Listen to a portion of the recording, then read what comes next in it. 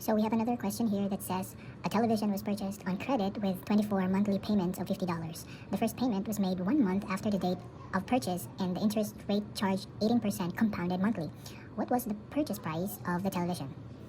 So let's lay down the given first before anything else. So it says 24 months, wherein the payment was $50 each month. And the first payment was made 1 month before or after the purchase. It would help if we make a timeline. Let's set this as date of purchase. And then this is month 1, month 2, until month 24. Wherein it says that the payment for each month was $50. However, it says that there was an interest of 18% compounded annually.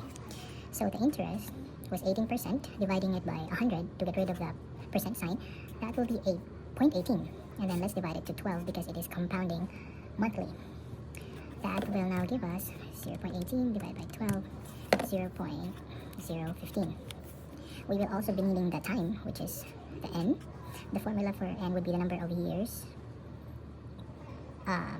The number of years times the frequency.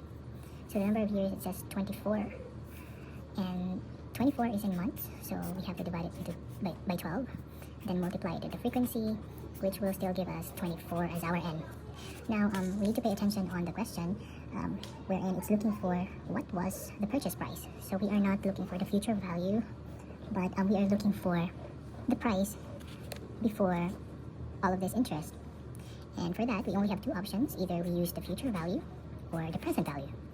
With this, we can easily say that we are looking for the present value. And since we have a recurring charge for the same amount, we can tell that this is the payment or the PMT. So using the present value with PMT formula, we can put it this way. So PMT, bracket 1 minus 1, and then plus 1, and since this is a present value, the n would be negative, and we divide it by I. Sorry, this is I, and there. Now, the PMT would be this, $50, and then 1 is 1, plus our I is this, 0.015 raised to n, which is this one, negative 24 divided by I, which is 0.015. Okay, so the way I do it is that I do it one by one, but if you want to do it all in one, that's also good. But just to make sure, I want to always do it one by one. So 1 plus 0.015 equals raised to negative 24. That will give us 0.699543. 1, 2, 3, 4, 5, 6.